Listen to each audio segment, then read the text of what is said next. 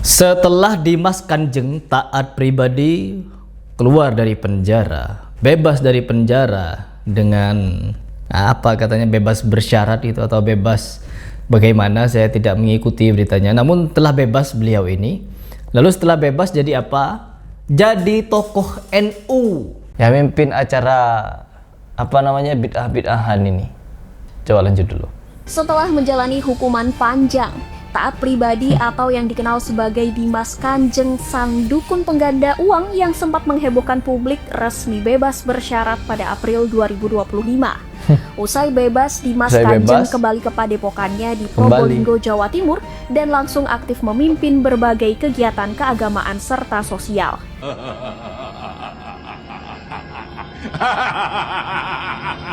Lalu ngapain? Mimpin acara Maulid Nabi, mimpin doa bersama, mimpin kajian ini, mimpin itu, mimpin ini. Dukun penipu umat dan pelaku berencana seperti Taat Pribadi ini keluar dari penjara bukan sembuh, bukan diberikan sanksi sosial, tapi dijadikan ulama, teman-teman, dijadikan kiai, dijadikan tokoh agama, dijadikan tokoh sosial, tokoh publik, yang dimana dia menjadi tokoh-tokohan seperti ini tanpa prestasi apapun. Bahkan prestasinya kelam, prestasinya teruk, busuk, jahat. Tapi apa yang terjadi? Jadi tokoh, teman-teman, jadi tokoh agama. Tapi bukan tokoh agama di Muhammadiyah, Al-Irsyad, Persis, apalagi Salafi, enggak. Tapi tokoh agama di NU. Mas Heri Plus ini kenapa kok sentimen kepada NU? Saya bukan sentimen kepada NU. Memang di dalam tubuh NU ini banyak oknum-oknumnya yang aneh nyeleneh. Dari Samsudin. Masa banyak ngomong? Keluarin ilmu kamu kalau kamu punya. Keluarin ilmu kamu, keluarin ilmu kamu. Mas Allah.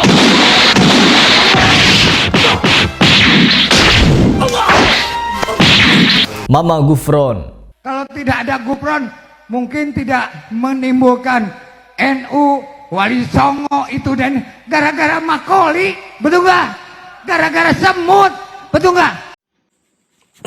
Habib-habiban. Man Rabbuka? Apa jawabannya? Habib Abdullah Al-Haddad. Waduh. Gus-gusan. Kalau tanya Man Rabbuka, jawab pengikutnya Kiai Hasyim Asy'ari. Selesai udah. Kiai-kiaian, ustadz-ustadzan, pengasuh-pengasuh pondok pesantrenan.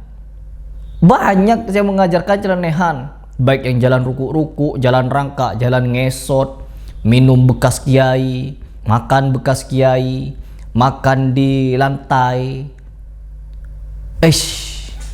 Mau jadi apa? Indonesia tanpa ulama. Mau jadi apa? Indonesia tanpa pesantren. Mau jadi apa? Indonesia tanpa santri. Apa kata dunia? Tertuju boikot saja. Mau jadi apa? Tanpa ulama. Mau jadi apa? Indonesia. Mau jadi apa? Indonesia tanpa santri. Banyak kekonyolan, teman-teman, dan dianggap itu adalah bagian dari Islam. Banyak yang menganggap itu bagian dari Islam, padahal Islam tidak mengajarkan seperti itu. Di mana ada Islam mengajarkan seperti itu? Gak ada, ya hanya mereka. Dan sekarang Taat Pribadi ini keluar, malah jadi tokoh agama di NU. Dan kabarnya, teman-teman, di rumahnya, baik di rumahnya atau di rumah tangan kanannya, di rumah ini, di rumah itu, ada bunker berisi uang yang lumayan banyak. Ya, ini berita lama, cuman di-upload ulang berhubung melihat Taat Pribadinya baru keluar dari penjara. Temukan di rumah salah satu kaki tangan Taat Pribadi. Letaknya benar-benar rapih dan tersembunyi.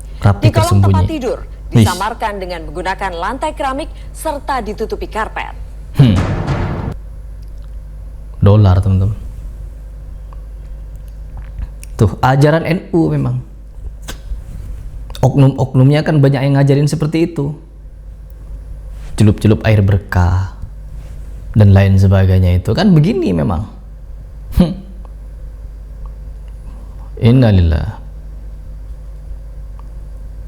sang penipu ulung. Sudah diedukasi sedemikian rupa, tapi masih banyak orang-orang yang belum melek dengan penipuan si taat pribadi ini.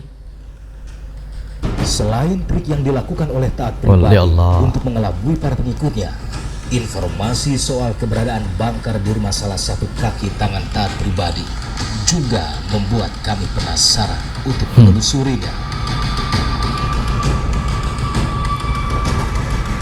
Disita teman-teman. Setelah kejadian taat pribadi ini, disita ternyata. Cuman setelah dia keluar, kenapa bisa dinikmati kembali padepokan beliau itu?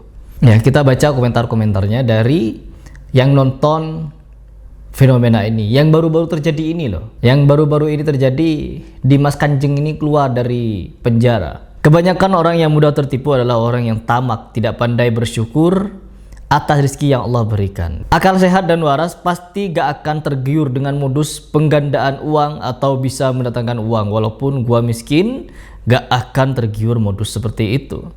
Orang bisa tertipu habis-habisan itu bukan karena kebodohan, melainkan karena ketamakan. Jelas. Komentator sudah banyak yang cerdas, cuman orang-orang di sekitaran sana masih butuh untuk dicerdaskan, teman-teman.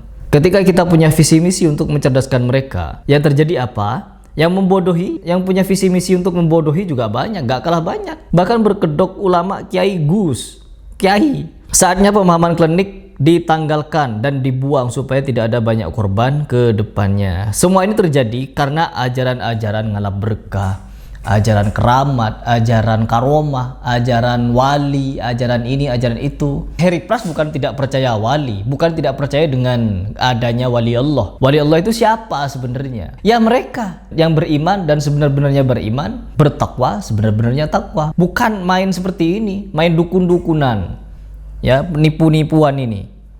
Ketika kita menyebut ini adalah suatu penipuan, banyak orang tidak percaya, teman-teman. Tidak percaya dengan ucapan saya maksudnya. Karena apa? Menganggap si taat pribadi ini seorang kiai, seorang ulama, seorang tokoh agama, seorang berkeramat. Konyol. Orang yang sedemikian rupa menyimpang, membodohi umat, malah menjadi tokoh agama. Jangankan orang seperti taat pribadi, orang seperti Mama Gufron saja, berapa ribu pengikutnya. Bahkan orang-orang berpangkat pun datang kepada Mama Gufron. Untuk apa? Ya untuk ngalap-ngalap berkah. Ada ajaran ngalap-ngalap berkah yang membuat orang semakin konyol dalam beragama. Perhatikan di kalangan habaib. Orang seharusnya yang gangguan jiwa itu tempatnya di rumah sakit jiwa, teman-teman. Bukan di rumah dan diulamakan, dianggap tokoh, dianggap kiai, dianggap sebagai orang yang memiliki keramat. Apa katanya? Wali majdub. Sampai gini-gini. Hanif Al-Atos itu penjelasannya seolah-olah ilmiah, padahal konyol. Gak pakai Al-Quran. Mana ada dia menjelaskan tentang apa namanya wali majdub dengan Al-Quran hadis? Gak ada. Semuanya dengan apa? Dengan filosofi, dengan ini, dengan akal. Jangan ukur dengan akal kita, katanya. Buyuh, sentoloyo.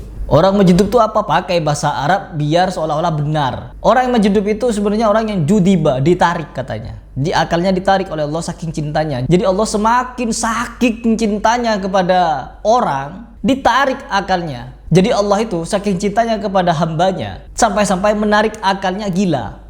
Itu doktrin dari Ba'alawi. Kalau dari kalangan mereka gila, jadi apa? Jadi wali. Gak boleh di rumah sakit jiwa, dikeramatkan. Beli Fortuner, beli ini, beli itu. Mampu, karena banyak orang datang ke sana bawa uang. Coba gak ada orang ke sana, gak bawa uang. Gak ada orang sama sekali. Acabis ke sana gak ada. Rumah sakit jiwa nanti. Oh, Harry Pras kenapa berani sekali memberikan pembahasan seperti ini? Ngapain saya takut? Ngapain saya takut? Wong ketika ditanya dalil, mana dalilnya orang jadi gila lalu diangkat wali? Mana dalilnya orang seperti Mama Gufron wali? Dan mana dalilnya orang penipu seperti taat Kanjeng pribadi itu jadi wali, jadi tokoh agama? Berdasarkan dalil apa? Gak punya mereka, teman-teman. Gak bakal bisa menjelaskan. Tapi seolah-olah mereka bisa menjelaskan. Seolah-olah mereka punya ilmunya.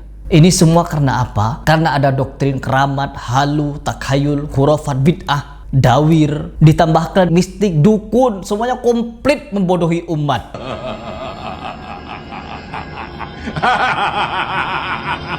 Miris, sedih, hancur anak bangsa ini. Bener kata Bung Karno pernah bilang, berikan aku 10 pemuda maka akan kugoncang dunia. Kalau orang-orang NU, oknum-oknumnya dikasih, jangan dikasih 10 pemuda, 1 pemuda saja. bisa didoktrin seperti itu, goyang dunia. Ya, dunia persolawatan.